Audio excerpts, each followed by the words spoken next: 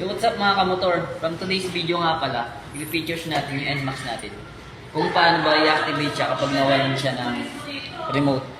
So, magagamit pa rin natin yung motor natin kahit wala na tayong remote, gamit yung code. Kaya mahalaga iningatan natin yung code kapag bibili tayo ng NMAX.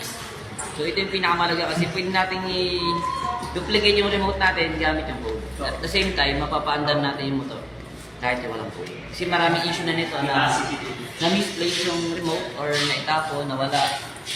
Kapag nasa parking tayo lang or nasa travel, like nito, nakalock yung ating manibela. So, hindi siya mamumuksan kasi assuming na nawala yung remote. So, in-up ko muna siya para assuming na nawala yung remote. So, activate natin yung motor gamit yung code. So, ganito lang to guys. Long press lang natin to, mag-blink to yung susian natin ng 3 beses. 1, bitaw.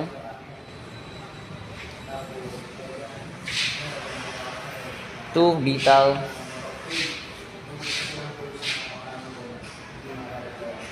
3, bitaw. Okay? Saka natin i-input yung ating code.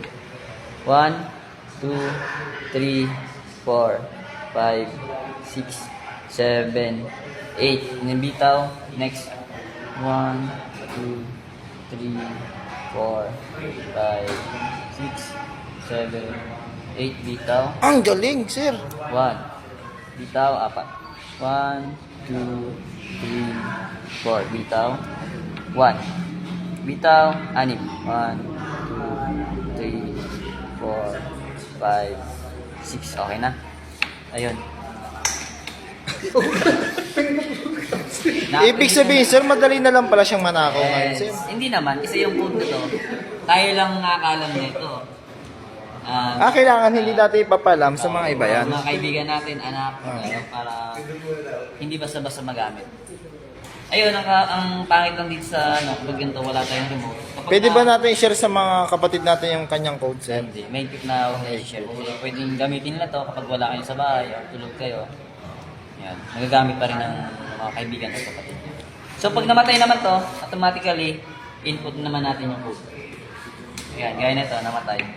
So hassle, i-input ulit natin ito. Sir, may tanong ako, sir. Ano nga po tong unit na to, sir? Anong version na neto, sir? NMAX version 2. One time. Okay. Version 2. Version 2. Sir, ba't nalilito pa kayo, sir? Ano pa po talaga, sir? Kasi hindi nila kayo.